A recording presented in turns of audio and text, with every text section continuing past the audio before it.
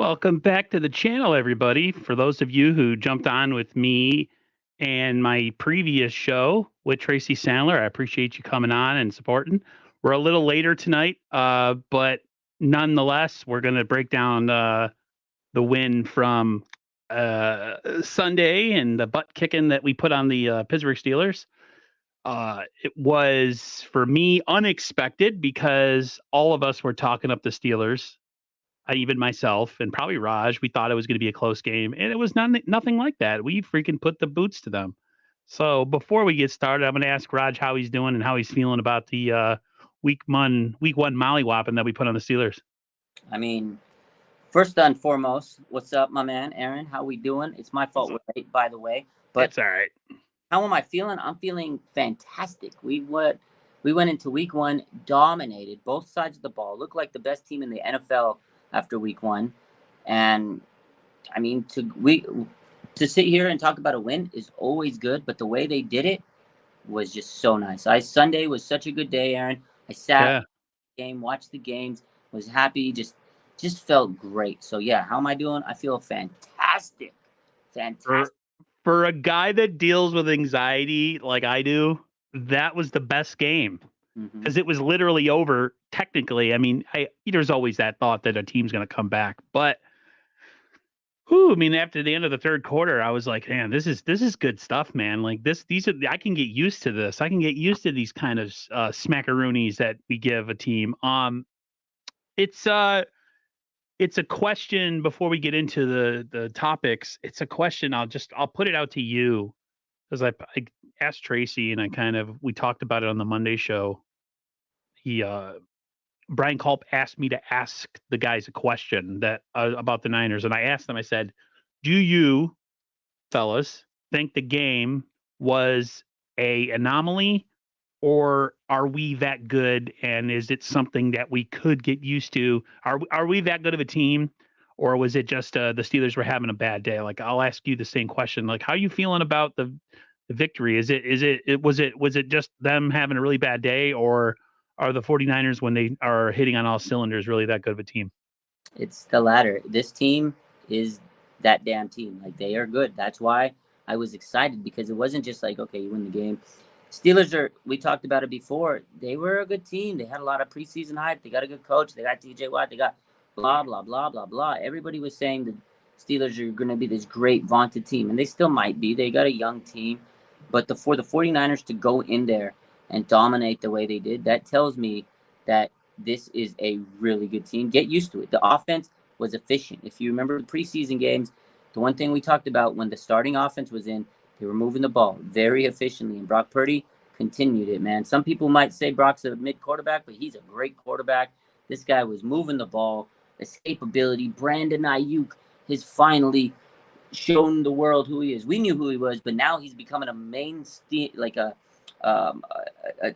household name, a mainstay in people's, living room. This guy came out, CMC, the blocks, everything was amazing. The defensive line, the pressure, 30 pressures.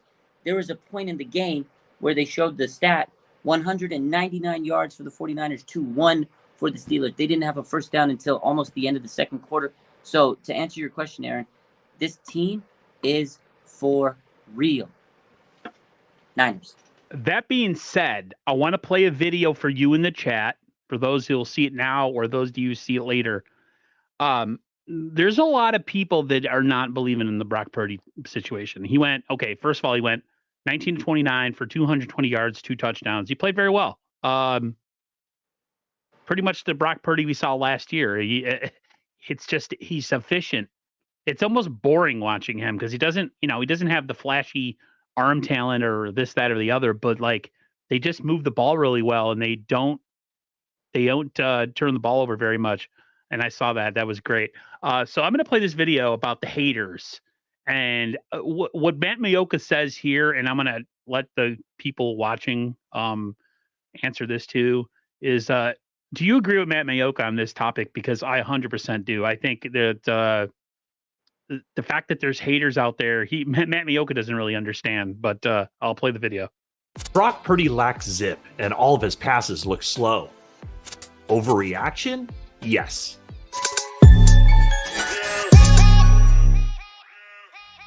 Purdy reaffirmed everyone's belief in him with his performance week 1 against the Pittsburgh Steelers. Nick Bosa said he shut up the haters. Hold it. Brock Purdy has haters? Certainly not anyone who's been around him or actually watched him play. That seems as unfathomable at this point as anyone who might say Purdy does not have the arm strength to succeed as an NFL starting quarterback. After all, tell that to Steelers cornerback Patrick Peterson or any of the 9 opponents Purdy has defeated in his 10 games since taking over and earning the job. The one loss, of course, came when Purdy was injured in the first quarter of the NFC Championship game against the Philadelphia Eagles. He underwent major elbow surgery and has made an amazing return to form. These eyes see a quarterback who was throwing the ball as well as he did before his injury. Size and arm strength get quarterbacks drafted early, and that's why Purdy was the last pick in the 2022 NFL Draft. But those qualities alone do not guarantee NFL success. Purdy has enough arm strength, along with timing, anticipation, accuracy, poise, and improvisational skills, and the ability to see the game as Coach Kyle Shanahan draws it up. At this point, anyone who does not fully appreciate what Purdy has done is missing out on quite a ride.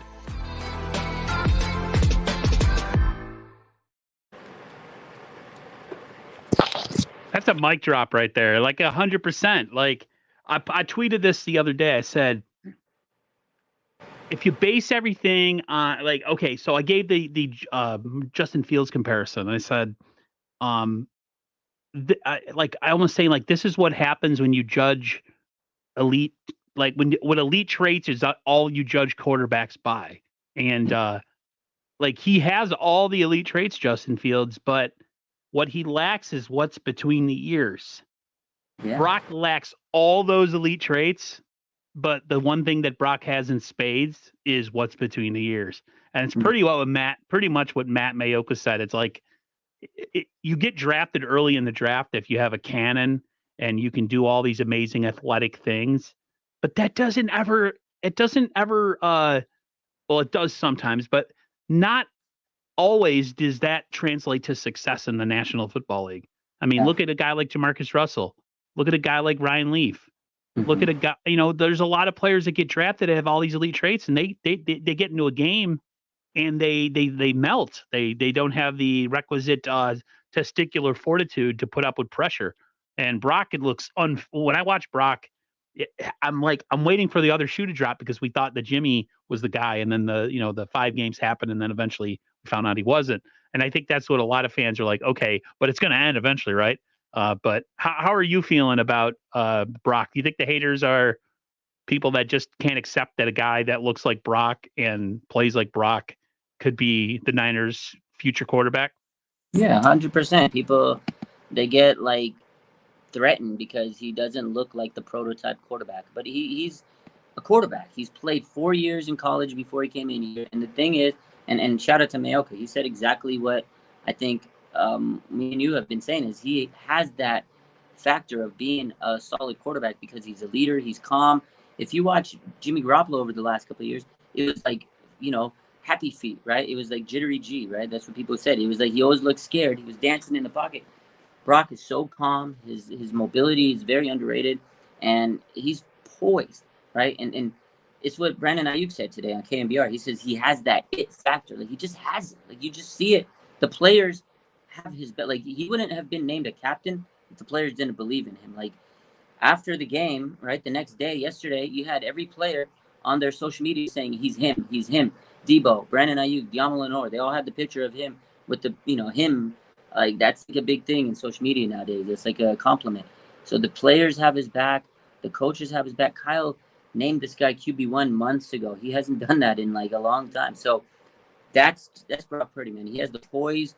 And to me, he does have that factor. And he might not be sexy with the arm and everything, but like you said, sometimes traits doesn't always translate to the NFL. Because look at Trey Lance. He had all the traits in the world: the athleticism, screaming off the tape, the speed. He had the cannon arm. He had all that sexy athleticism, but it just didn't work out for him. I know injuries caught up with him, but at the same time, just wasn't sticking with the Niners. And it's not just him. There's been a lot of quarterbacks with traits. Sometimes you get hung up on the traits that you miss something else. And sometimes That's what happens to these quarterbacks that get drafted late that pan out. Something is missed, and one person that sees it is like, he has it. Why is he this late? But I think for Brock, it was the size, the stature. People didn't think he was going to be strong enough. They said the same thing about Drew Brees many times, and I think that's a fair comparison. A lot of people have said Brock Purdy is like a Drew Brees type quarterback, and this guy, man, I'll tell you what, he may not have the strongest arm, but that pass to Brandon Ayuk on Patrick Peterson was a grown man pass and then a grown man catch by Ayuk. Both of them amazing throw and catch. But it's not just that. It was like some of those escapable plays. Like if you watch the film, which I went back and watched, I mean, there's times he like stuttered to the right, stuttered to the left. And there was the play he throws to Debo. The free rusher comes and he like side sweeps him, spins it. That was a Russell Wilson type spin. Oh my God, Aaron! When I saw that, I was He like, spun that guy out of his shoes. That was beautiful. But shout out to Debo because he stayed with it and he was like a pinball machine. If you watch the mic'd up today on Debo, like there was the camera work was phenomenal. Shout out to Serena. She's like one of the 49ers main videographers. She captured it well. Like if you watch it, Debo's like he's going back and forth because he's watching Brock because he knows he has to dance to stay up because whenever Brock's gonna throw it, and then he makes the catch. I was like, God, that was on both sides. It was amazing. But that's the thing. The players have so much chemistry with Brock now going through this training camp with him. It's like a well-oiled machine. So it is fun to watch this offense. I'm not bored by it. Like they put up 30 points, Aaron. That was fun. I think some people just will not get off the fact that he's not the guy that they want or the guy that has all the traits. And they're just going to be stuck and not have fun. My thing is like, how do you allow yourself not to, like the thought that if they don't win the Super Bowl with Brock, then choosing him was the wrong decision. No. Who said we were ever going to win a Super Bowl with Trey Lance? Exactly. Like this whole thing that Trey Lance was going to be the guy that was going to put us over the top. What has he shown when he's been in there that gives you the idea that he's going to become the guy that's going to take us to the promised land? Everybody thinks that elite trait quarterbacks are where it's at. And, for a good majority of them, a lot of them really do have elite traits and they're really good. But like, I don't know, man, like just Brock Purdy's mental, I can't explain it, man. Like he's a serious cat. When he plays, he's serious. He doesn't look frazzled ever. I don't see it. And to me, it's just a matter of like, if this team can stay healthy through this season, man, the only people that can beat us really is us. Yeah, 100%. There's no team. The only team I ever worry about if we play, well, the only maybe two is Philadelphia and the Kansas City Chiefs. Those are really the top other, like if we consider the top teams because they were both in the Super Bowl last year. But man, I'm in on Brock Purdy, dude. 100%. He was my guy. He was my guy before the season, and then I started listening to everybody hooting and hollering about Trey Lance's, training camp and how well he did.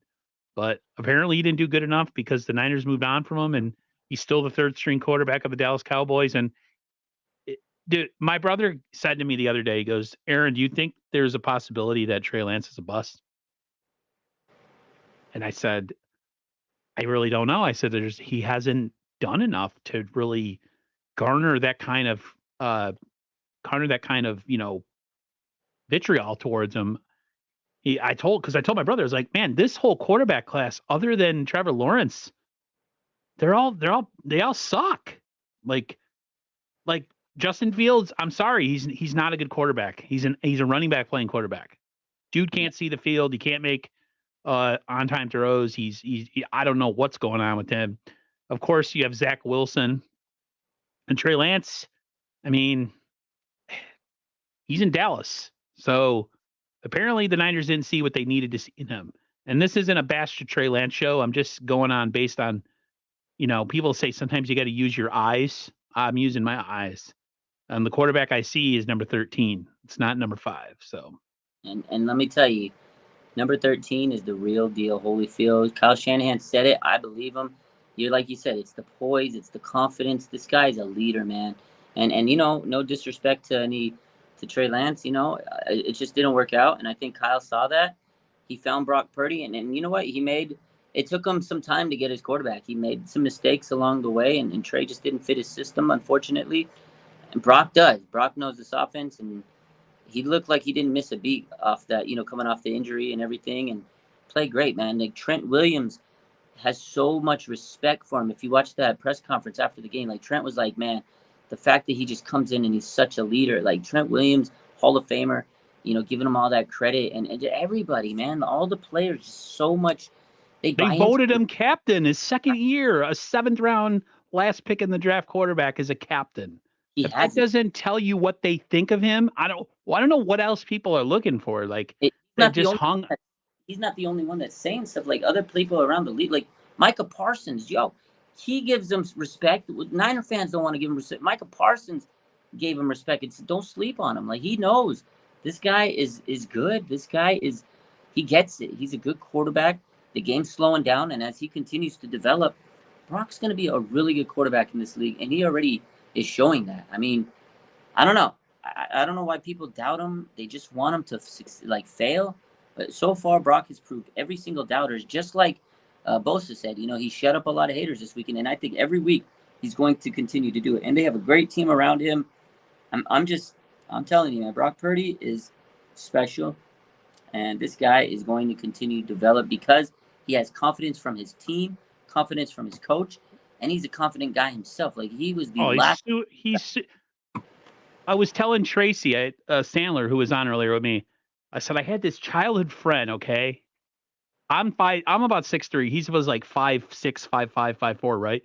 Mm-hmm. But he was a bulldog, dude. Like he played high school football and return kicks. He ended up breaking, get separating his shoulder or whatever. But like he was a little guy. He was a big, tall, massive human trapped in a small body.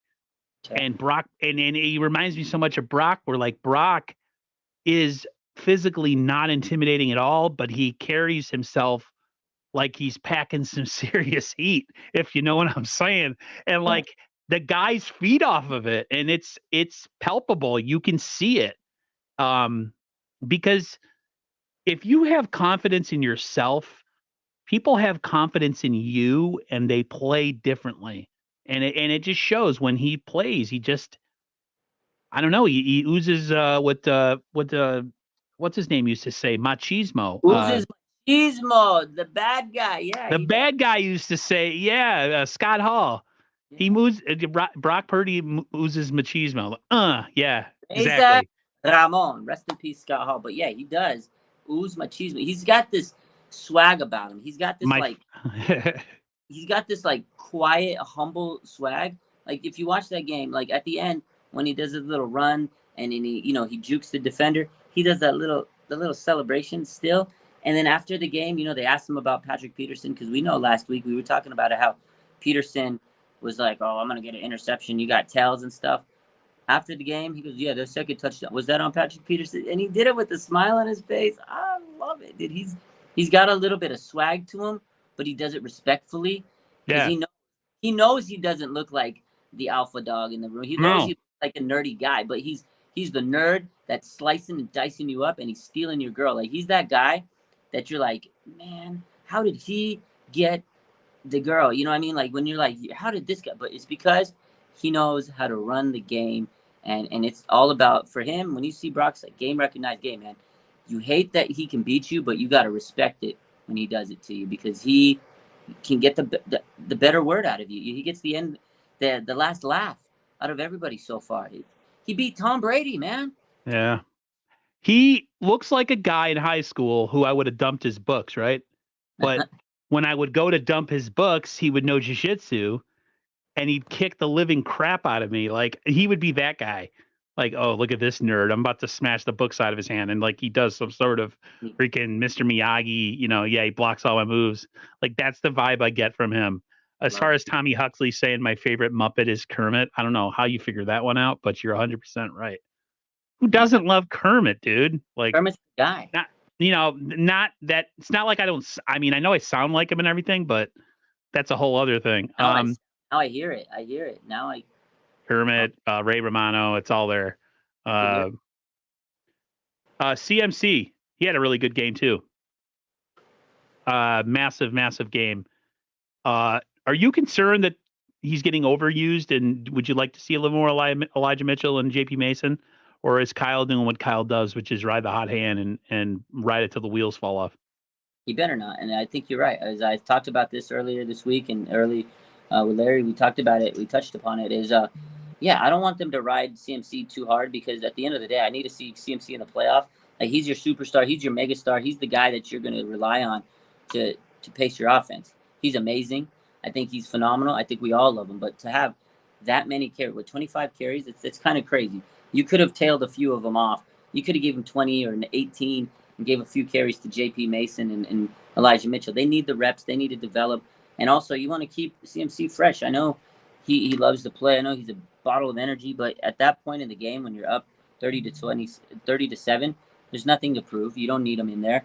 The only thing I could think of is Kyle probably had him on his fantasy team, But in all seriousness, Aaron, I don't want them to be running him to the ground when they're up big points. Like, if you're up 10 points, 20 points, 30, I don't need it, But I know there's a lot of people that say, oh, Kyle's not aggressive. So maybe he's trying to prove, like, I can keep my guy in and be aggressive and run you over with my starters. But there's no point to prove. Week 1, after you have the game in hand, there's no need to run him down. So I do think they need to give a little bit more carries to some of the other guys. But hey, CMC is he's different, man. He's special. And, they got to keep him healthy, because if this man can stay healthy through the season with this offense, it's going to be scary. I think he can get 2,000 yards from scrimmage. Like, this guy is that good. 150 yards rushing, dude. It's insane. What a way to freaking come out in the third quarter and just say, yeah, you're not coming back. Bye. That play. Let's talk about the Niners receivers blocking on that play, man. If you want to play for this team, one thing you must do at wide receiver, you must block. You don't block, you don't get the rock, and you don't play. Like, dude, I freaking love the receivers on this team. Everybody is such selfless. Everybody knows, like, hey, you know what? Maybe I'm not going to get any catches in this game, but I'm going to pancake somebody. And, like, they're okay with it. I mean, Kittle's the top example of that, of like a guy who, he just doesn't get the Kelce catches, you know what I mean? Because there's so many other guys, but he's okay with it because he likes to pancake people and crush them. So that was awesome. Yeah, this team, you said it, is selfless. They're the most unselfish team. They're all going to do what they got to do to let other people shine so they can win. At the end of the day, that's it. No block, no rock. And that's why if you're a wide receiver in Kyle Shanahan's offense, you have to be able to lay the block. That's why guys like Jawan Jennings have rose to the top. That's why Kendrick Bourne rose to the top. That's why a guy like Ronnie Bell is going to do well, because he can block. That's why guys like Dante Pettis didn't rise, because he just couldn't block. He wasn't physical enough. You have to be able to, sacrifice a little bit for this team, and you will get your opportunities. That's why Danny Gray hasn't been able to be where he, obviously injuries. But I remember Debo talking about this earlier in the training camp was, we told Danny, you got to be more assertive, more aggressive, be blocking more. And he says that's something they were teaching these younger receivers. If you're not blocking in Kyle's offense, man, you're not getting the opportunities. But those blocks were so amazing. I mean, obviously, Ayuk throwing the guy, and it was amazing to see that, and just seeing Ayuk have this big game receiving, but he wasn't big enough to not be able to go and block and help CMC spring, for the touchdown. And then Double Ray, that block was so impressive, because he had to have been on the other side of the field, and he had to have sprinted all the way down to make that block. That was so impressive. The speed he had to have, because CMC was blistering down the field. Like, he was rumbling. I was like, dude, who's catching CMC? And all of a sudden you see Ray coming out. I was like, where the hell did this guy come from?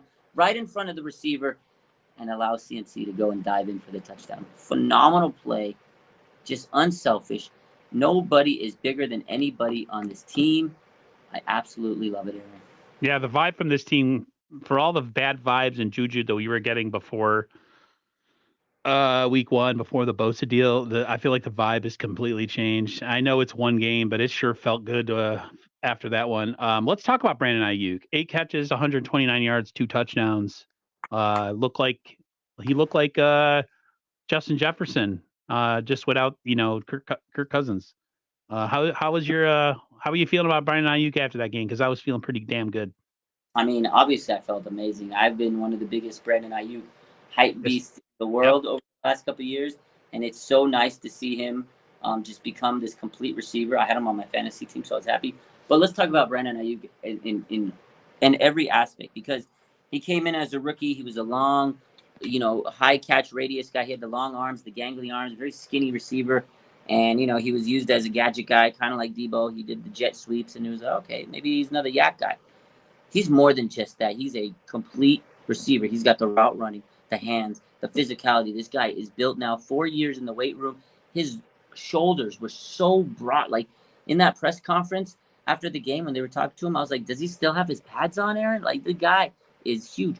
Physical strength. He was able to rip the ball out of Patrick Peterson's hand on that touchdown. This guy is a complete receiver. He said it a couple months ago that you haven't seen anything yet. He's on another level. And he showed it. 2 touchdowns. Welcome to the Brandon Ayuk show. This guy is on a contract year. Let's not listen. Everybody's talking about Justin Jefferson setting the market. Brandon Ayuk might be. I know Justin Jefferson's done some things in the last couple of years, but let's not sit here and not give Brandon Ayuk his credit. This guy can continue to put in the work like he has been. He's going to be a very rich man. I don't know if the Niners are going to be able to afford him. If I'm the GM, if I'm John Lynch, I'm trying to pay him now, because the more he does, the better he gets. His price tag is going to be crazy, especially if Justin Jefferson sets the market. It's going to be wild. Yeah, Brandon Ayuk is that guy, man. He is that guy. Thank you, Bashar. Thank you for coming through, everybody in here. Thank you so much. I got to say, just in case people come in and they're like, man, everybody's so positive. I'm sick of the negativity, man, that this fan base has been spewing this offseason. So if you don't like the fact that for being a negative guy, I'm like super high in the Niners right now, I don't know what to tell you. And a lot of the people that are in the streams that I do, we're all kind of feeling the same vibe. And I'm this whole thing where we're like waiting for the other shoe to drop garbage. It drives me insane. Like, I'm sorry. I'm not doing it anymore, man. Like, this team, if they stay healthy, it's obvious what direction this team could go this year if they're healthy. And this whole, like, we gotta, when does Brock Purdy, what else does he have to do to prove and it will win a Super Bowl? But like, Trey Lance would have had the same expectations then. Because if they go with him, then it would have been like, no, he doesn't have enough experience. You can't keep moving the goalpost. I'm so sick of that. Like, it is what it is. They made their choice. They moved on. He's not here anymore. It's just like, I'm sick of the negativity, man. It's taxing. It's emotionally draining. And I refuse to, like, I've been a good boy on Twitter. I don't really engage any negativity. I just post like positive pro Niner propaganda. So whatever.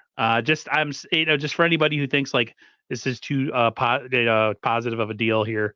I'm sorry. I'm not going to change. Let's talk about offensive line. Right side. Okay, so the line allowed 15 pressures on Sunday. 9 came from the right side. How upset? That's not the word I'm looking for. How concerned are you with McKivitz, or was this just he was playing one of the best edge rushers in the NFL, and we'll judge him going forward? How are you feeling? Because we had the penalties with Burford and stuff. It was just it was a great game, but it wasn't a perfect game. How are you feeling about the right side of the O-line? Yeah, no. So going off of what you just said was, we're positive and everything, as we should. 49ers just won the game and they look amazing. So the opposite side of that is, it wasn't a perfect game. So this is the one area where I don't want to say I'm going to be negative on, but I'm going to be a little bit concerned on after a week 1 win. If there's one area that we can really improve on, obviously penalties, but it's that right side of the line. Like you said, 15 pressures, 9 from the right side. I don't think it's just Colton McKivitz, because a lot of people are saying, because I tweeted it out, I was like, oh, Colton McKivitz is getting dog walked by TJ Watt. And everyone's like, oh, well, it's TJ Watt. He's the best. I don't care. This is a starter. You're starting right tackle. It's not like TJ Watt's the only good, edge we're going to play. We got Aaron Donald twice a year. We got to play Myles Garrett. We got to play Micah Parsons. Those guys are going to be the reality of who we're playing. So obviously it was a gauge to see where we're at with TJ Watt, with Colton McKivitz, but he's got a lot to learn. He's got a lot to to develop on. But hey, you know what? You don't want to be the weakest link. You don't want to be the guy that gets these quarterbacks hurt or whatnot. You got to be able to keep Brock Purdy healthy. I mean, he took a lot of hits, man. 3 sacks.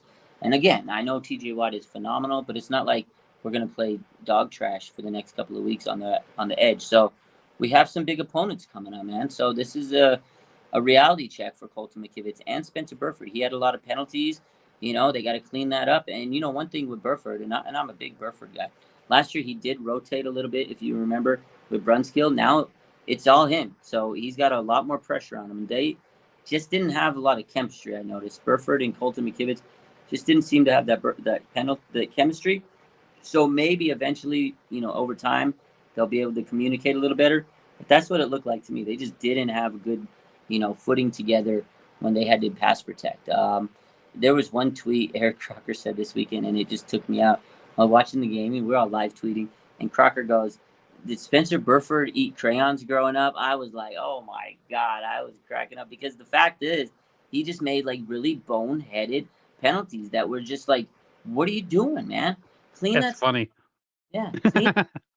I was dying on that. I was like, oh my God. But that's it. Bottom line, clean the penalties up, communicate better, because that right side is going to get tested a lot. Because if teams see that on the film, they're going to send their best man to Colton Malkovich every single week. And you saw Myles Garrett playing basketball out there against the Bengals. He's going to do that to Colton McKivitz. I couldn't believe that man was dancing like he was playing basketball.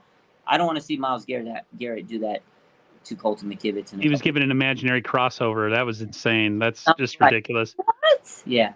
Do you think the Niners pick up La'el Collins? I heard he's an injury issue guy. Is that? They're not going to pick him up. Why would we pick up an injury-prone guy that doesn't know the system? They're not. So that he'll get hurt, and we'll all complain. See, why'd we pick up? See, we picked up an injury-prone guy. See, the Niners don't learn. See, so you can't have it both ways. You can't complain about the injuries, and then I'm not pooping on Pockets, the cheesecake. That's not what I'm saying. I'm just saying if we do make that move, and then he gets hurt immediately, the freaking fan base is gonna pee in their pajamas with their, oh my God, they did it again. They made a move on a guy that has injury problems. It's just like they're not. They're not going to do it. He's a left tackle, isn't he? I'm not sure, to be honest with you. Let's talk defense. Bosa, he played limited snaps. I think he played like 35. Mm-hmm. There was some freaking Goomba on Twitter after the game. People are so stupid. Some people need to get the hell off of social media. They're he said, that's why you don't pay pass rushers that much money. Bosa did nothing. Really? Yeah. That's what we're doing here? Man, I wanted to freaking rip into the guy and just be like, I should have asked him, did you eat crayons growing up? Because come on, people. Don't be that fan. Come on now. This isn't the Chip Kelly days, man. Like, stop being that person. What did you think of Bosa? Yeah, I mean, obviously he didn't get the sexy stats everybody wanted. He didn't get the sacks. He was a little rusty, I think. Obviously, there was a few plays where he got over, I think towards the end he got pancaked a little bit. I think he was tired. But, I think that was the big issue of him holding out was I don't think it was a worry of him being in shape. He's in incredible shape, but just getting the footing, his conditioning in, being able to be having that rust kind of shooken off. But he'll be fine. I think the big impact he had, he was getting double team, triple team, held on the line. He had 3 pressures. He was really good against the run. They played great against the run, the 49ers defense. But that's the thing. He was getting all this attention, and guess who was eating because of that? Him and Hargrave were getting a lot of pressures on the inside. You had Drake Jackson, man, going off, going crazy. This is one thing we talked about was Drake Jackson. Can he step up this offseason? Can he be that breakout? Can he take advantage of all the pressures? And he did, because me and you sat here over the offseason says we need a veteran edge. And a couple weeks ago I said, you know what? They're going to give Drake the confidence. They're going to rely on him. They're basically telling Drake, we're not signing anybody because we believe in you. And that's what it is, the confidence booster I think they gave to Drake. And you saw it on Sunday, man. Drake Jackson came out and ate because Bosa was getting held, because he was getting double teamed. So if you think Bosa didn't have an impact in the game, you're a casual, man. Bosa had a dramatic impact on the game just because he didn't look in the just because if you look at the box score, oh, he didn't get any sacks. He's worthless.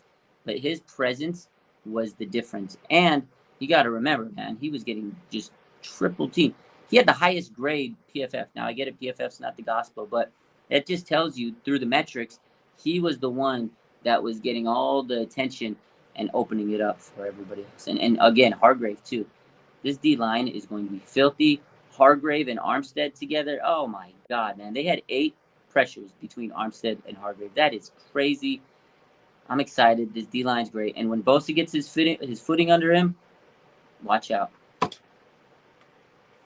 Micah Parsons praised Drake Jackson. Why is nobody giving him the respect? He needs to just keep playing. He'll get his flowers. He's got to play better. He's got to play more than just one game. This can't be his swan song here. He needs to freaking keep it going. And go ahead.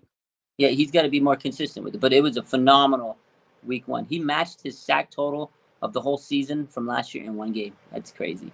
Man, my whole thing is just please stay healthy, everybody, man. This roster's so good. My brother was talking about it. He's like, you know what I love about your team, your defense? He's like, everybody, when the ball is in somebody's hand, they fly to the ball together. Mm-hmm. He goes, because his Dolphins, he's like, I hate how the fact that we don't swarm the ball when they're on defense. He's like, I get freaking sick of it. He goes, you guys, all your linebackers, everybody, it's like boom, boom, boom, boom. Everybody's piling on. Sometimes you're like, no, stop doing that. Someone's going to get hurt. Stop piling on each other.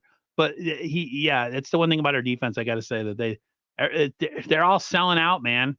Everybody's drinking the Kool-Aid. They know that this championship window is open right now, and they need to take advantage of it, man. I freaking hope they stay healthy, man, because this is as good of a roster in the NFL as there is. And I'm excited, man. I haven't been this positive about a 49ers season in a long time. So, so the defense in total had 5 sacks and 2 picks. I thought, what was it? With the first pick was Charvarius Ward. That was just a horrendous throw. What was Kenny Pickett thinking? Kenny Pickett looked, what's the word I'm looking for? He looked under duress. Even when they weren't getting pressure, he was still making poor decisions. Double clutching. A lot of people were like, wow, he really sucks.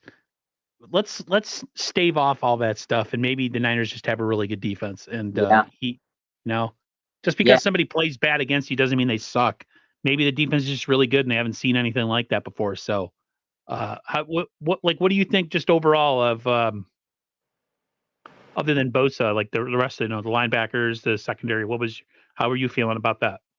Yeah, defense, like I said, they look like the best defense in the NFL, like they were last year. They picked up.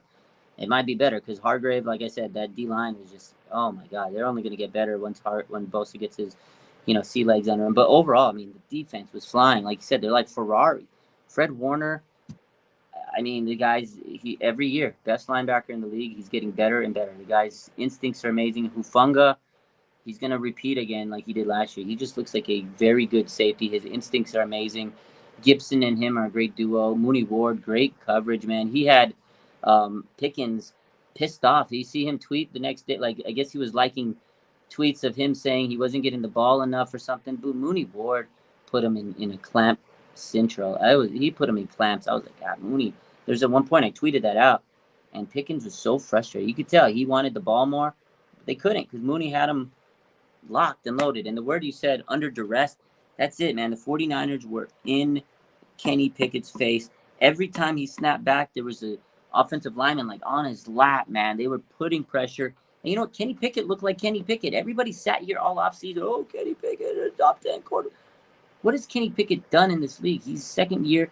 Everybody thought he was going to be better than Brock Purdy. No disrespect to Kenny. He might still be good. He was the highest drafted quarterback in 2022 last year. And so far, I don't think he has seen a defense like the 49ers. And that's what it was. This defense is just different, man. And they put so much pressure. If you remember 2019, ever since they built this strong defensive line, that's what they do to quarterbacks that don't run, drop back quarterbacks. They put them on their back. They scare them. They take away their ability to throw deep. There's pressure. When you have pressure in your face, you don't know what to do. And Kenny Pickett, he looked so scared, deer in the headlights every single time. He didn't know what to do, and that's what it is. When this defense gets clicking and they start putting pressure on you, these drop back quarterbacks are not going to have time to sit there and make plays. That's why running quarterbacks still kind of do good against us, because they're able to extend, and sometimes well, it's because the Niners rush so hard upfield that they run right by guys. Yeah, they have zero contain. It's the one thing that kills me. Yeah. But defense looks phenomenal. I will say, I think they got to cut down on the penalties, tighten up a little bit on the corners, because they're younger cornerbacks other than Mooney. They're still trying to figure that out, because a couple weeks ago, Wilkes said they're trying to figure out the rotation, who's the best guy in the nickel. You could tell they were rotating. Lenore played some slot. He played outside. Ambry, Womack, they all played. Isaiah Oliver in the second half played the nickel. So they're still not figured out where they need to be. I think they'll figure that out as the season goes on. But that, to me, is probably their weak link, is who the heck needs to go line up where in this secondary. Right now, it's kind of like matchup dictated. Does anyone think what Drake Jackson said in his interview was a knock on Bosa? I don't know what he said. What do we talk? Which interview? Which one? I don't know. Read. Did he say that no one teaches him anything? I don't know. Like, what? I have no idea. I'll have to look it up. Yeah, I need the context of the comment. I didn't hear it. No. Huh. If that's the case, he needs to keep his freaking yapper shut and just go get more sacks. Just do your job and be quiet. Shut up and pass rush. As people like to say, shut up and dribble. Shut up and rush the passer. Drake the Snake, huh? That's crazy. Let's see here. Real quick. Yeah, go ahead. Real quick, I want to say what this was a quote of the week. Did you hear what Trent Williams said today or yesterday? After I think Eric Brandt writing some article, and he interviewed Trent Williams. This is what Trent Williams said. This is how bad they beat the brakes off the Steelers. He goes, at one point, you kind of just wanted the Steelers to get a first down. Like he said, they were on the field for so much because they kept going 3 and out, right? There were all those 3 and outs, and we kind of needed a break. Trent was like, dude, I need a break. These guys are on the field all game, or we're on the field all game because our defense is kicking their teeth in. He's like, I kind of wish they didn't just go 3 and out all the time. He's like, I wanted them to get a first down so bad because I needed a break. That's how bad they beat them. That took me out. I guess what Randy Daytona was talking about, he said that Drake Jackson said that he really made strides because of how he bonded with the defense in camp. I don't think that's a knock on Bosa at all. Bosa wasn't here. I don't think that's an issue whatsoever. What do you think? I mean, I'm glad he bonded with this team. I mean, you don't want to be antisocial. And I think Kyle told him, he says, you need to get into the lab, go and work out. And I think he probably was there all off season, which he was, and bonded with everybody else that was working out. So that's the way I take it. I take it as Drake Jackson was there every single day, putting in work, and everybody else that was there, they saw it, and I think they respected him for it. That's it. That's all I see out of it. Randy Daytona, I love you, but don't think that Bosa's a punk ass for not being at camp or soft. No way, man.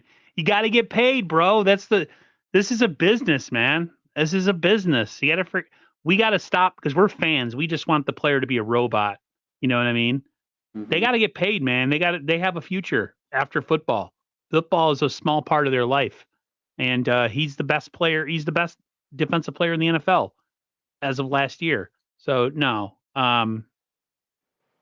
No, every player knows that these guys need to get paid, and they knew it was business. They all said, like Fred Warner says, we were just happy. We knew he had to do what he had to do. Like even Nick Bosa last week in his press conference after, during last week's lead up to the game, he says, he goes, I was happy. The players had my back. Everybody knew that I was trying to get paid. They knew it was, it is what it is. It's water under the bridge. And nobody had any ill will towards him. It's part of the game. Like every player goes through this. when it's your time to get paid and you're a big star on the team, you're gonna wait, and everybody's gonna respect you to handle your business. And it just took longer than everybody expected. Bosa got his bag, man, and everybody's happy. That was a good reason why this, like, the vibes have been so high. Once Bosa got paid, the switch has been flipped there, and everybody's happy. Everybody's hyped up. Yeah, even the media was in a good mood. Like everybody was getting. There's a couple people that are still in a bad mood. People that I like very much. They just won't let certain things go, and I'll be talking to him tomorrow. You guys know what I'm talking about. My boy Ted. He said Ted's taking heat, man. He's sitting there. He's doubling down. At this point, he just needs to end it, man. He says that Purdy's mid, and he just keeps on going. I don't know. Part of me is thinking he's just doing it for the clicks. I don't know. It's working. It's working. Yeah, and remember what the Macho Man said back in 1999. I ain't no punk bitch. That's what I live by. That's my motto. I wish I had it clipped on here. Because I always tell Raj, man, I wish I had it right now. I ain't no punk bitch. He was good. 99. So that's when I was still. That's when he was all roided up with Gorgeous George. Yeah. With NWO time, 1999 or 1989. 1999. He was with. This was towards the end of his run. Okay. He was all roided. The NWO had kind of faded. I forgot who exactly what was going on. But yeah, he came out. He did a promo. He wasn't really wrestling much. He had Gorgeous George with him when he was still dating her before they, she freaking dumped him and he went crazy. He came out and he just cut some promo about the company, and he just one of those things he just says, "I ain't no punk bitch." That's I was funny. just like, I freaking love that. That's yes. Let's think here. I want to ask you a question. I asked this to Tracy. I'll ask it to you. Why did the Niners clear $41.5 million in cap space? That's a good question. I think part of it, they could roll over money. I think part of it is just in case insurance for the year. You got to remember, last year they were not afraid to make moves in midseason. If Colton Malkovich isn't working out, maybe they can make a move. Colton Malkovich. I freaking love that. No, he's got to earn that government name for me. I've been saying it. Right now, so he doesn't get his real name. He gets a fake name. Yeah, he's Malkovich to me. Until he proves otherwise, he's Colton Malkovich. I still be on the show. But yeah, no, I mean, maybe it's for insurance policy. Mariah.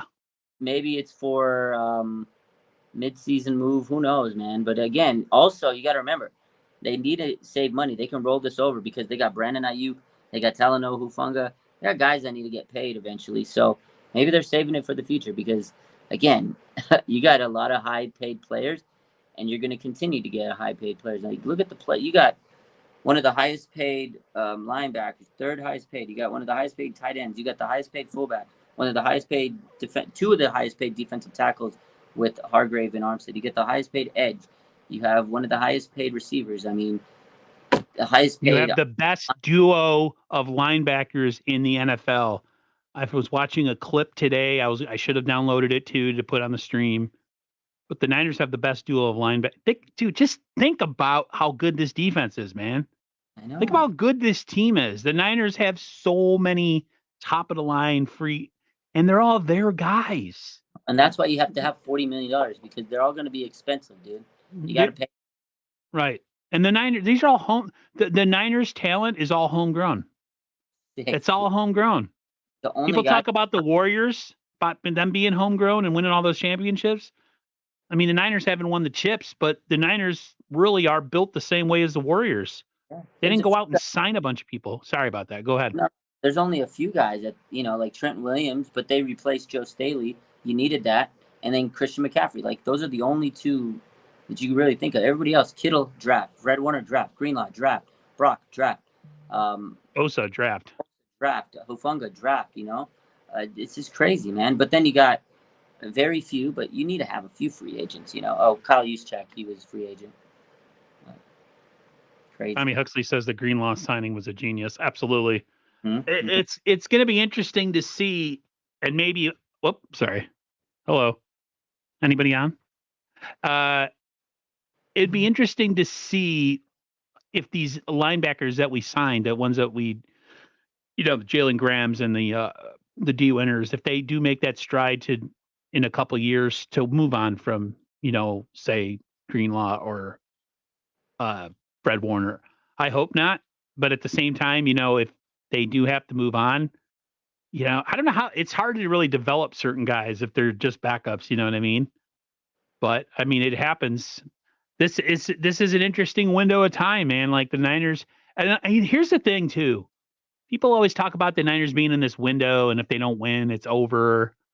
Listen, as long as Kyle's here and John are here, and there's good front office people, the Niners are not going to not put a competitive team on the field. They're going to find a way through hell or high water. They're not all of a sudden going to suck. It's just not it won't. I mean, not at least not for a while. Like this whole mindset of like if they don't do it, well, maybe they don't, and then maybe in a couple something happens and they sign some veteran quarterback in the future.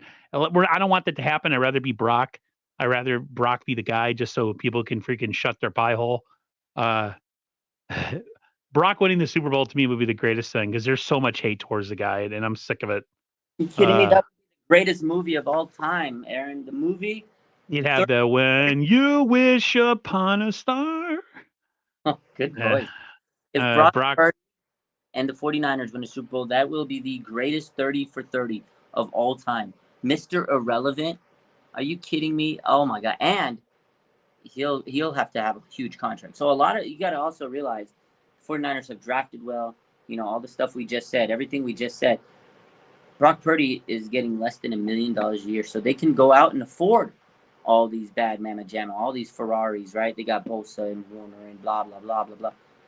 Brock Purdy's not getting paid. But if he is the guy and he turns into that guy and he turns into the franchise quarterback, he's going to get a lot of money. And, rightfully I'm going to say this. If we do win a Super Bowl soon, one person who has to get a lot of credit for this team is John Lynch. Yeah. Absolutely. And that talent. The front office guys, Adam Peters, all these guys. We're putting a really great team, the scouts, everybody needs their flowers. Mm-hmm. Kyle is the chef that has all the ingredients and makes the great dinner. But John buys all the groceries, right? Like, the whole saying from back in the day from not Bill Belichick, but Bill Parcells. Yeah. They want you to cook the dinner. Why, let me buy the groceries. Well, in this case, they don't have that kind of, coach anymore where like the coach does everything like a Bill Walsh. But it's been a pretty good run, even though we haven't won a Super Bowl. I know people will say, if it's not a Super Bowl, it's a failure. And I get that because I grew up during that time. And I do believe that to an extent that a season is a failure. I'll put it this way. If you have a competitive team that's really good and you don't win a Super Bowl, it's a failure. If you have a team that's dog water and has no talent, you can't to say this no Super Bowl, it's a failure. A failure would be how they've built a team and how they've not addressed certain issues and drafted certain players. Like that's more of an issue. But like, yeah, I agree. Once you get to a certain point, then it is a failure. But hey, man, this has been probably one of the most joyful weeks I've had in a really long time. I was telling you before off stream, I got a chance to start. I'm in the process of paying down debt. Well, this has been a good week. Like I'm almost done paying off all my debt, and the 49ers won a game by freaking beating the brakes off of their opponent. I guess the last thing I'll ask you is just your thoughts on the Rams game. The Rams won in Seattle. A lot of people thought that Seattle. I mean, it's one game. I understand. A lot of people thought that Seattle was going to be kind of our, neck and neck team in the division, and they got freaking mollywopped week one. What was your take on that? Were the Seattle Seahawks overhyped? Did they just come out flat? Are the Rams really good, or do the Rams just kind of play higher than their skill positions? Like, were they playing like just better than they should have? Like, was it an anomaly? So yeah, I think the Rams to an extent overachieved. I think they came into this game with a big bag of chips on their shoulder because a lot of people discredited them. A lot of people have been saying that the Seahawks and the Niners are going to be the top two. Still think they might be. I mean, I still think they're still the top two teams in the division, but it doesn't mean the Rams can't come in and win them. But also, it's an NFC West. It's a division rival game. Division games are tough. You throw records out the window. You throw everything out the window. Coaches know each other. McVay and Pete Carroll, they're no strangers to each other. McVay came out. He had his team ready to play, and guys stepped up. They didn't have Cup. They had Tutu Atwell and Pukanuka. I mean, these guys stepped out of nowhere, and But you also got to remember, I was going back. If you look at the last decade, the Rams owned the Seahawks. They typically beat them, I think, like 10-4 in their last 14. Like, they own them, just like the Niners own the Rams for the most part. The Rams own the Seahawks, man. So it's like I couldn't be too surprised because I see the Rams beat them almost all the time. So that's kind of the vibe I feel. Again, NFC West teams have certain teams they just own, right? Like, it's their kryptonite. Because I remember for a while, Arizona was beating the Niners. It was like we couldn't beat them, even though they were bad. They had Colt McCoy and beat the Niners. You remember that? So you throw everything out in the division game, and I think this weekend, coming against the Rams, same thing, man. You throw the record out. Although this is a home game for the 49ers and Levi South. We got 2 home fields. It's crazy. But I do think people have underestimated the Rams, and they played hungry. They played to prove people wrong because, man, Matt Stafford was hitting on all cylinders. The defense looked good. Aaron Donald was Aaron Donald. I will say this, though. I don't think they can sustain it. To me, they don't have good enough cornerbacks. Their cornerback one right now is Akella Witherspoon. I can't wait. Put him up against Brandon Ayuk. Let's see how that goes. I can't wait for Brandon. I feel like Drunk Polish. I feel like you follow me on Instagram. Is that correct? You should. I feel like you follow me on Instagram. Your name is familiar. I don't think I've ever seen. You might have been in the stream before. Please tell me that's the same. You're the same person. Let me know. Hit me up. No. That's so funny. 2 Niner games next week. Niners about to be 3-0. Yeah, that's crazy that the Niners, freaking A, man. These freaking short. I hate short weeks. I'm gonna be at that Giants game though. Are you? I wanted to go to this Pittsburgh game because I know a lot of content creators were there and everyone was having a good time. Yes, sir. I follow you, bro. I knew that was you. Thank you very much. Appreciate it. Appreciate the support on all fronts. Yeah, I wanted to go, but haven't been able to talk to my nephew in quite some time. We had a little bit of disagreement on something, family stuff. And my nephew hasn't been talking to me for a while, and my brother. So, yeah, we got into a politics discussion, and it caused all sorts of issues. Don't talk politics with your family, people. Okay? Don't talk politics at all. Because talking politics, regardless of what side of the issue you're on, just causes problems. People get really mad, and they won't talk to you anymore. I posted some stuff that people thought I was like pro-Trump or something just because I post stuff.